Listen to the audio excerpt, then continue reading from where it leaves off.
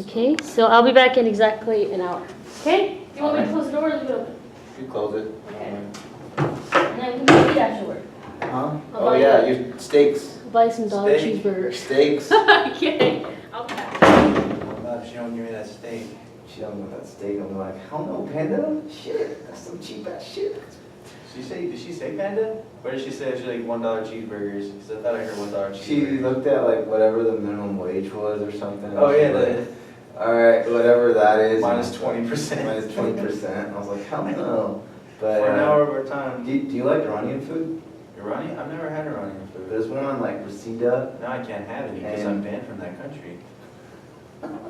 It's on Reseda and the Vienna one. Oh, is it cool? It's pretty decent. Yeah, they've been in like LA Times and stuff like that. Like it's called House of, right? It's House of Kebab or something like that. House of Oh Kebab. yeah, it's a kebab place. Like, there's like an Assyrian American civil like club in my town, and they have like some nights they turn their hall into a restaurant, and it's called the House of Kebab. So I thought it was kind of funny. It's just Yeah, I think every Middle Eastern country like they're really big into kebabs. or like they have like a House of Kebab or Yeah, something like that. This is like a very, it's a small, just few tables restaurant. It's not like a hall or anything. It's it's tinier than my parents' restaurant, and it's like, but the kebabs are pretty good and stuff. So whenever I'm here in this part, like, I feel like that's a thing in LA that like you have just like a one place that does like a specialty in this item, and it's like a really small restaurant, and you're just like, well, like, cause like there's Daikoku in Santa Monica area, and they do ramen. Daikoku. oh, It's like Daikoku. I can't pronounce it really. they But do it's just ramen. like, but it was just like my roommate and I went there last night, and it was just like, well, they have like, it's not a very big space. It's maybe about as big as this room.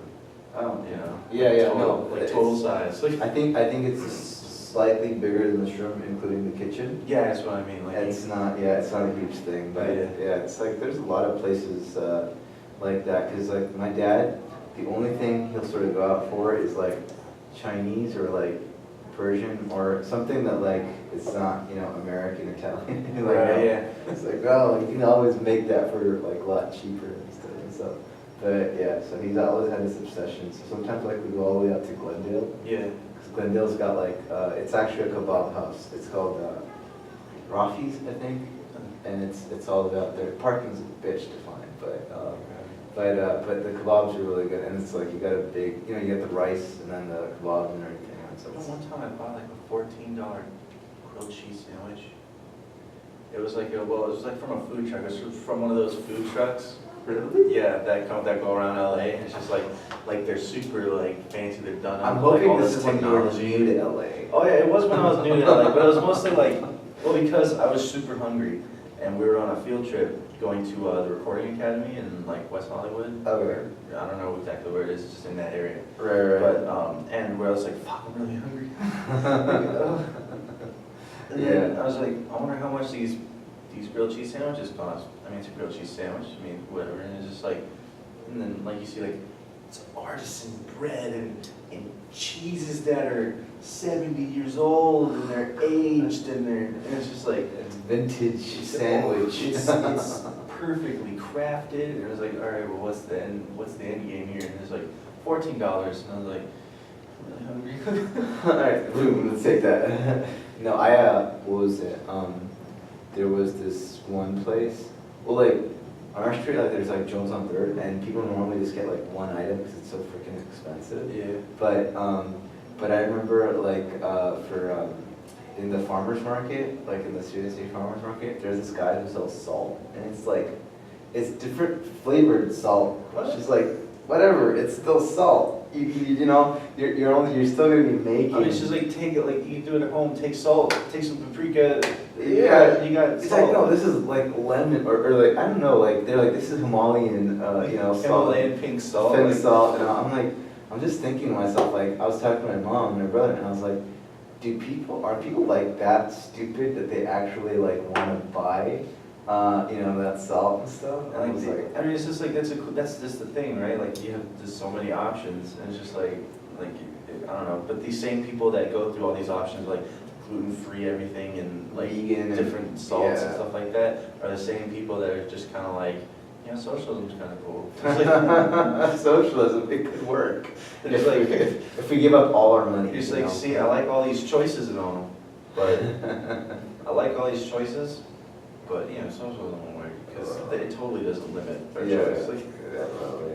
No, but like the big thing though that I was just thinking is like, I don't know, I think it's like more for the rich, West Side white liberal who basically Yeah. doesn't use his kitchen ever, but they've got like, sort of the brand name pots and all. oh yeah, And it's like, I don't know, from coming from like a non-white, multicultural, like, close to like my, they're like, the kitchen, if you go, it's like, it's all old pots, the kitchen's being used all the time, so like, it's not mostly, it's clean to, dirty, but almost like. Yeah, it's just like I feel like the shittier your kitchen is, the more you use it. Like, Yeah, which is sort of a good thing to say that like, this guy could feed me.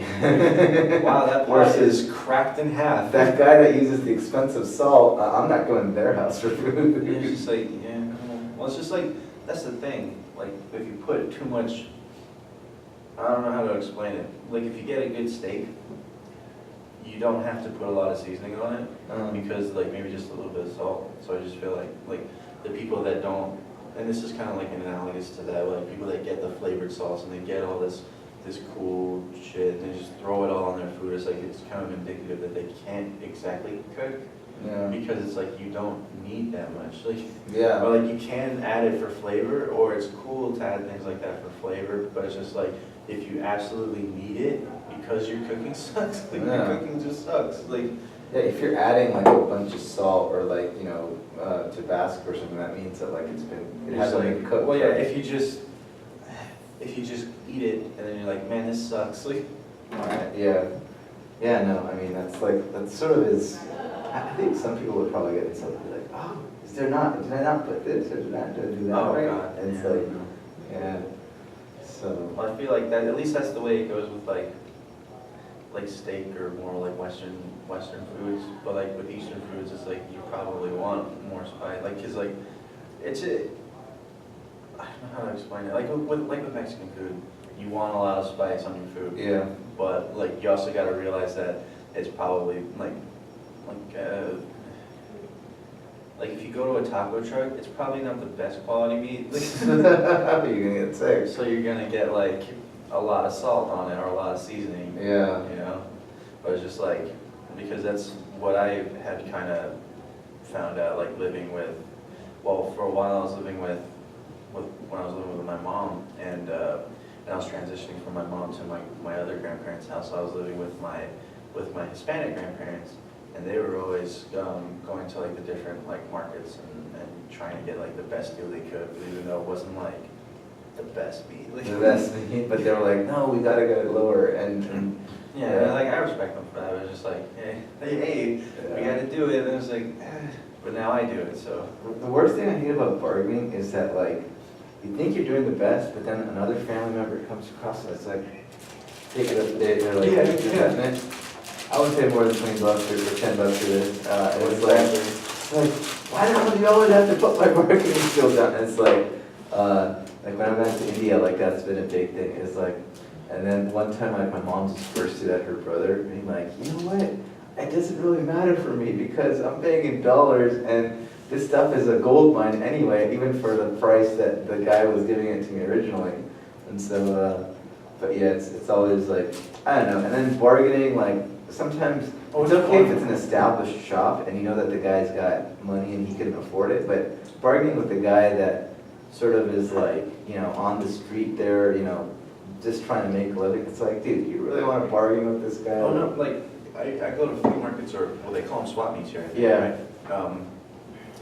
I go to them like all the time, and well, I had to learn from my grandmother because when I was younger, I was horrible at bargaining. Yeah. Right? But then, like that's just the name of the game. I like flea markets, and they do it all the time. They say, I want to sell this for $5, but what they really want is $1. So you say, I'll pay like $3 for it, and they're like, that sounds good. She's like, but if you're willing to pay the $5, that's even better. Yeah, well, it's like that they're as long as they get $1 out of it, they're making a profit, I guess. Yeah. or they're breaking it or whatever, so. Yeah, no, that's definitely the, In Italy, I was when I was in Rome, I was walking around like the last day that we were gonna be there, and I was like, oh, fuck, I gotta get some, like just some stuff like to bring back to my friends back home and my grandfather, and so I was buying wallets for them because like this wallet that I have right now is like I've had it for almost 2 years now, and it's still like still nice, still really good. good Yeah. condition. And like my friend's wallets are the same way, and then my grandpa's wallet is the same way too. And my grandpa does like dairy construction work, so it's just like so he's hard on everything he owns. Like he Dairy tears it up. construction, so that's like basically like building. Yeah, building dairies, building like cow pens. So building where they put the roofs. cows and stuff like that? Mhm. It's not like, oh, an actual, like a. Well, you can build like they do sometimes. They will put up the actual like building that all the dairy equipment is in, and they bring them in. But because it's all really like a lot of it is either just concrete and like concrete with an aluminum roof, or like metal supports with like aluminum sheet walls, and it's pretty simple It's stuff. pretty simple, yeah. But it's hard work. Yeah, no, construction, it's pretty, Yeah, but he's like hard as shit on all of his stuff. So when I went and I was getting them wallets, they wanted like, he was like, I want $35 for each wallet, and I wanted to get 2 of them because I'd already got my grandpa wallet, and yeah. I was just like, and that was like $60 or 60 euros, sorry. And I was basically just like, I'm not gonna pay that. And I was just like, look, I'll give you $40 for both of them. And he's just like, he laughed at me, and I was just like, I want 40 euros for both of them. He's like, I was like 45, and I was like, or like 50, and I was just like, yeah, I'll do that one. Or You like, got 45, man. yeah, I was just like 45, and I was like, yeah, that's what I thought. Like, All right, wow. So when did you go to Italy? not last summer, but the summer before. Oh.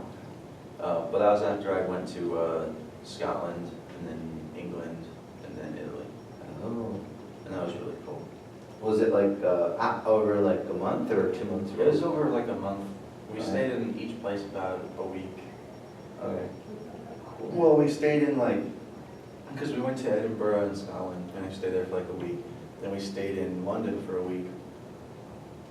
And then we hopped over to Florence, and we stayed there for like a week. And then we hopped over to Rome, and we stayed there for like a week.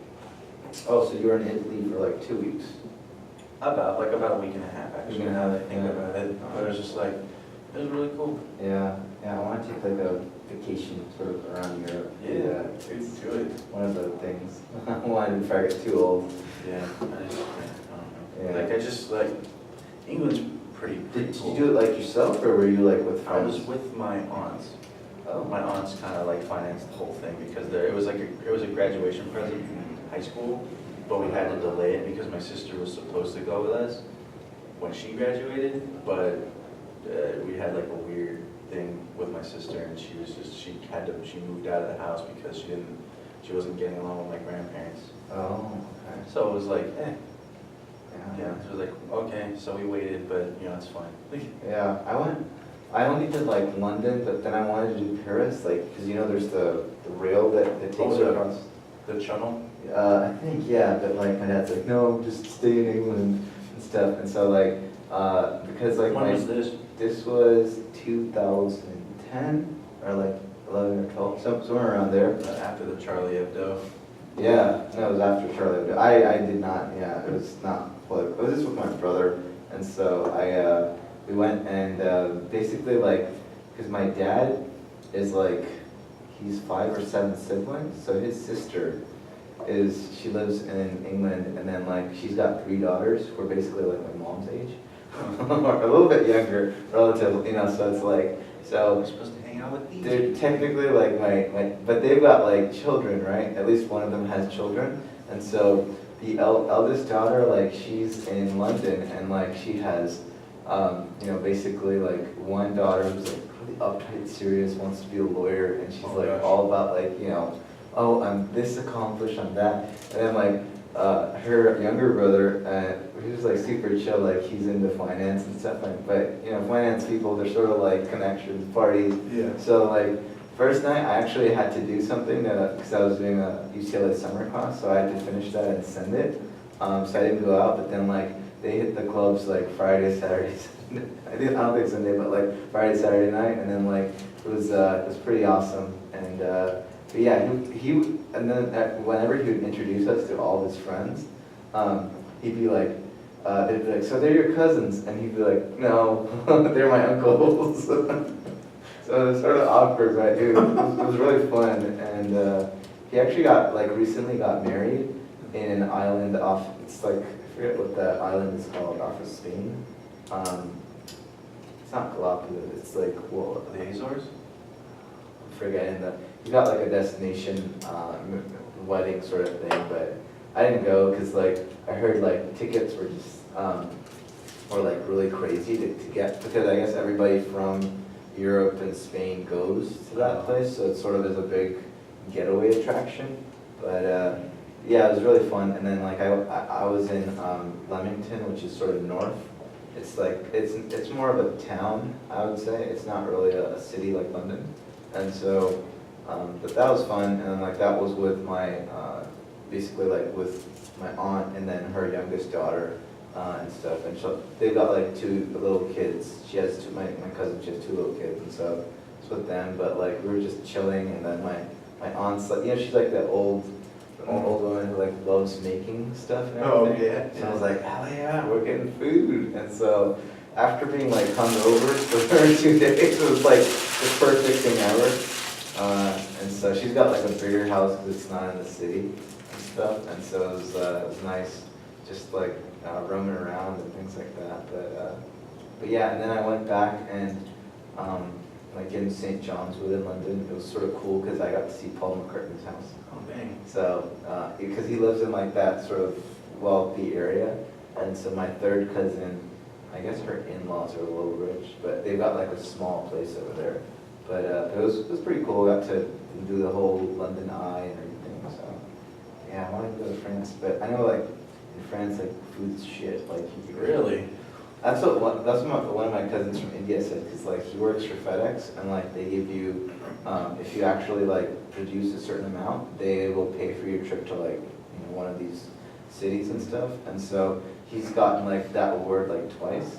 And so once he went and he was just like, yeah, cheese and wine, that's all that they are like really big on. And so Wow. I was like, oh man. And well, the other challenging thing is like he's mostly vegetarian. He will have meat from time to time, but he's mostly vegetarian, so it's sort of his view. But yeah, I know. I just wanted to go and check it out and stuff. There's a lot of cool stuff. So It's just like that reminds me like some of the worst food probably I've ever had in my life was from Vatican City actually. really, When I went, it was just like I was like, because they have like a cafeteria. They have cafeteria food pretty much. oh, there's not like actual Italian food. Oh yeah, like but in like the rest of Italy was awesome. Really? Like I went to in Florence, we went to this place called like I Latini, and it was like we went in there. It was kind of there was like a street, but it wasn't like a main street. And then even on this main street, there's an alleyway, and then you go through the alleyway, and then you get to this restaurant. But inside the restaurant is huge, and there's like outdoor seating, but it's like surrounded by buildings. Yeah. And so it's kind of like this weird, it's like a hidden, like a secret, cool little thing. I was Right. like, that's pretty neat. Yeah, nice. And So then the best Vatican, prime like, rib. how was that? Like, I mean, you guys toured We the. had to wait in like a 3-mile-long line. Like, Holy cow! just to get to the Sistine Chapel, and then they were like, you can't take pictures. Well, that sucks. I was just like, I was like, I did not do this to not take pictures of this shit, fuck you. And then it's just like, you know. So did you guys like actually go inside and then just take a look around, or you guys did by the time you're? Oh no, there's like, they have art and everything, like along the hallways and stuff like that, leading up to the Sistine Chapel, there's a bunch of art. Oh, so you took pictures and all? So yeah, there's like a bunch of, there's like you can take a bunch of pictures and do all that kind of stuff. But it's just like, I didn't come here, I didn't do this just to not take pictures of this. And so I did, but I did it anyway. And then just kind of like, and I met an American who was living in France while I was in England. He was going on like a little vacation. Yeah.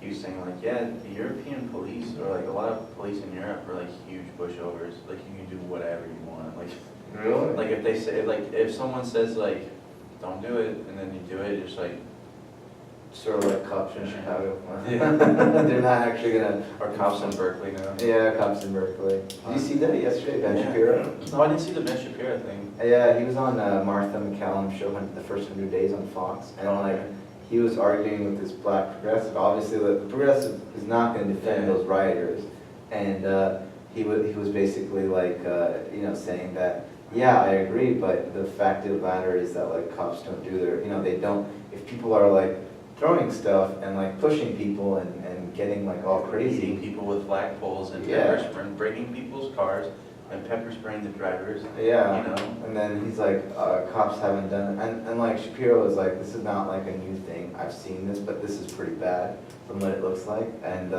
he basically was saying that like, when he was at Cal State LA, that the cops basically like were sort of not allowed to do their job.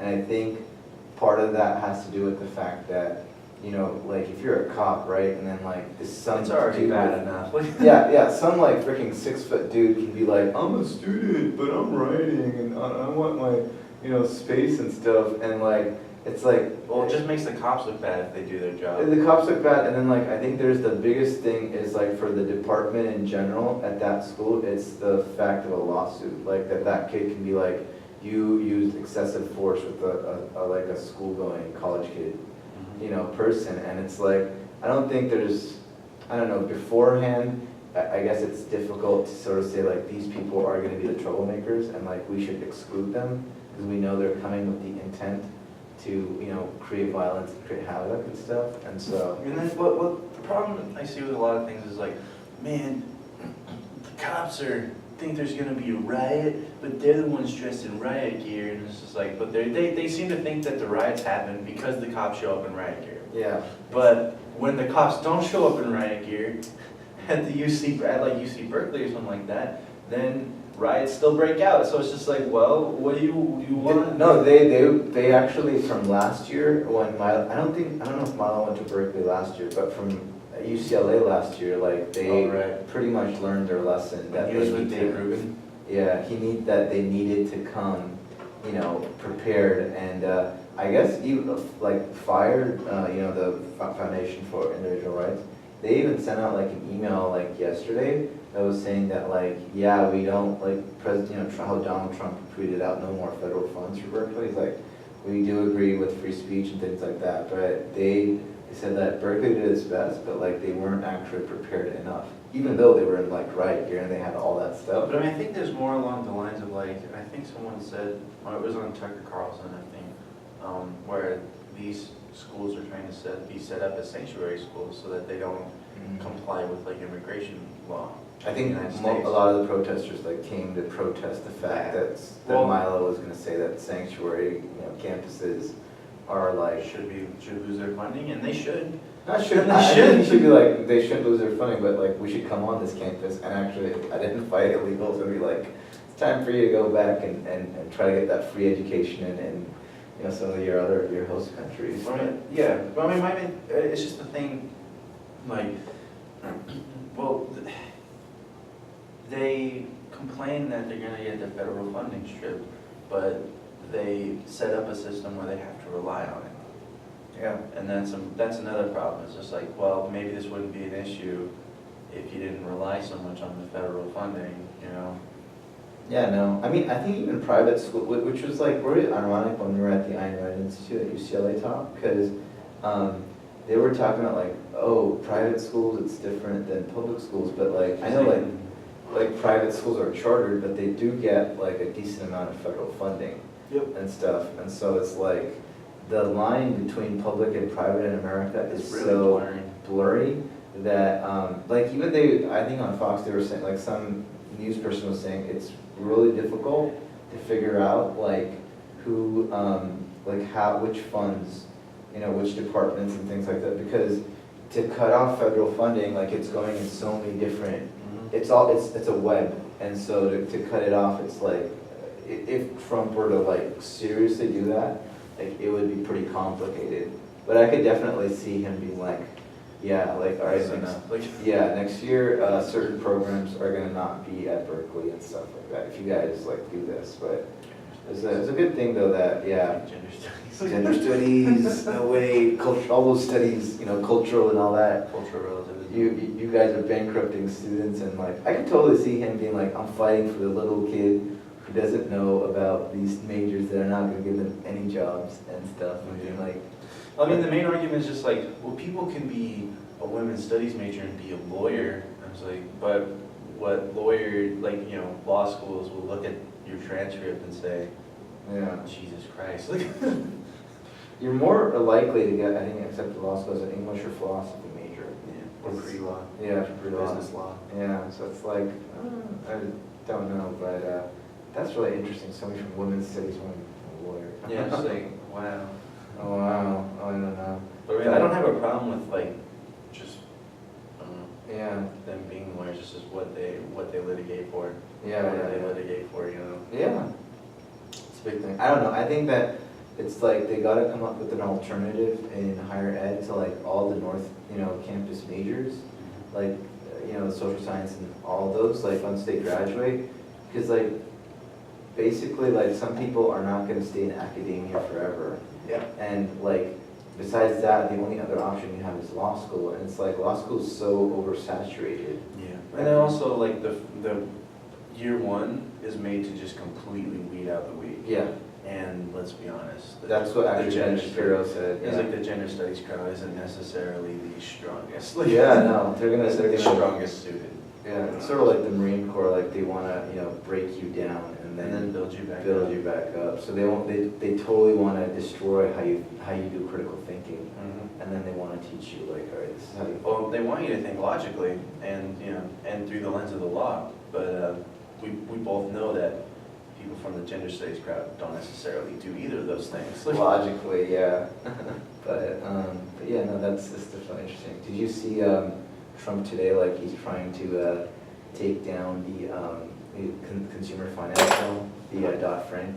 So like with the executive order, as much as he can, he's trying to like basically block a lot of that because I guess the argument is that, you know, it's not about like big banks, it's about small credit unions and small banks that basically it's impossible for them to conduct business. And so, and there's a real credit like stranglehold where more and more companies are going to their reserves rather than going to a bank and asking, can I get a line of credit, can I get a loan, and stuff like that. And so, yeah, it sort of is, it's sort of interesting because on the one hand, you know, you do want Trump to do more stuff with Congress, especially since it's a Republican Congress. Exactly. But on the other hand, I think he's just like, all right, But I mean, like, I don't, like, and I say this a lot, but, you know, like, the only reason he's able to do these things, or he's doing these things, is because he can, because Democrat Congresses have fought for this tooth and nail for several decades. yeah. And like, I would actually prefer if they just did nothing. Yeah, no, I mean, I think they're gonna have to go specific things or legislation, so they're gonna have to. Well, I know the Democrats do it, they want all these centralized powers into the executive because they know that for a long time, during those periods, whenever like a Democrat president was in, it was always a Republican Congress or, you know, so. Right. And so they're like, well, they're not gonna get anything done because this president's not gonna get anything done because the Republican Congress is gonna be fighting against him, so we're just gonna try, so whenever we get into Congress or Presidency. yeah, or things like that, we need to fight for the president to have these powers. And it's just like, what, like, It's but backfired. now and then, it's backfiring on Yeah. them, and they're freaking out, and and I hope it serves as like a lesson, like, Yeah, like, no, I mean, hey, this is why we I don't think do this. there was like one article that was talking about centralized power and how the fact that centralized power, oops, sorry about that, is Get not, out of here, get out. is not actually a good thing. And then for centralized power, you know, it's like all these Democrats have been saying like, oh, it's great, but now that Trump's there, and he's freaking them out with, you know, this refugee sort of moratorium, and then a lot of these other things, it's basically like, you know, he's changing things, and they don't like, I think we were tabling, right, for the California Freedom Project, and it's like, she's like, well, I don't Shameless want plug. more taxes, shameless plug, and I don't want more taxes or imports for Trump to put on people and stuff. Two things I took out of it was that, all right, this is sort of like the last 8 years, you're totally cool with Obama doing whatever he wanted to do. No complaints. No complaints, but the fact also was of ignorance and I guess general apathy that people don't want to understand politics or civics. And the fact is that taxes are not a role of the president. They're basically, you know, the Congress, like I forget what committee it is, they're supposed to write tax law, and they're supposed to actually say like the power of the purse belongs to us. And so how we spend it and how we tax it is a big thing. Like that's why like the death tax, like I remember meeting a lobbyist in DC. I mean, he became a lobbyist and then, but his whole life was like, I wanted to fight against the death tax.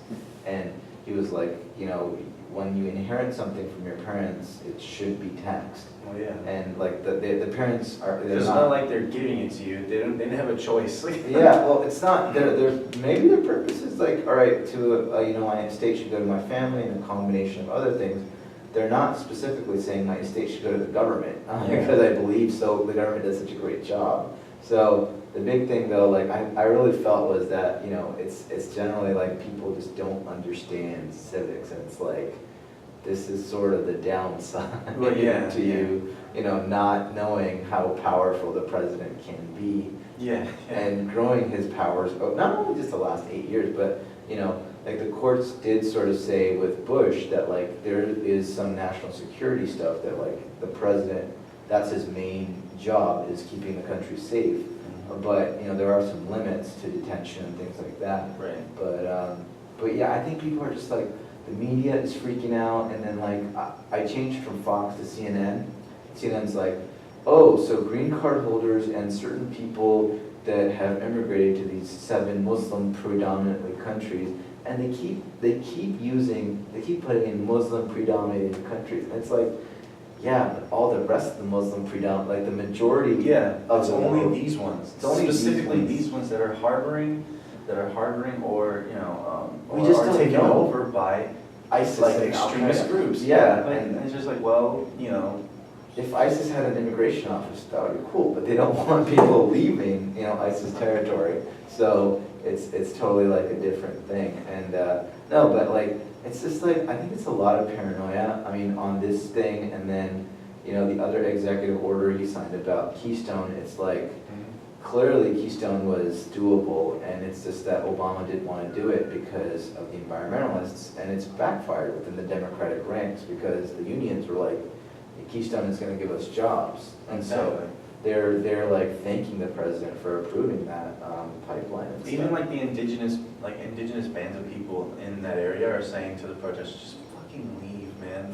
They're seriously just like, just grab your stuff and leave. Like,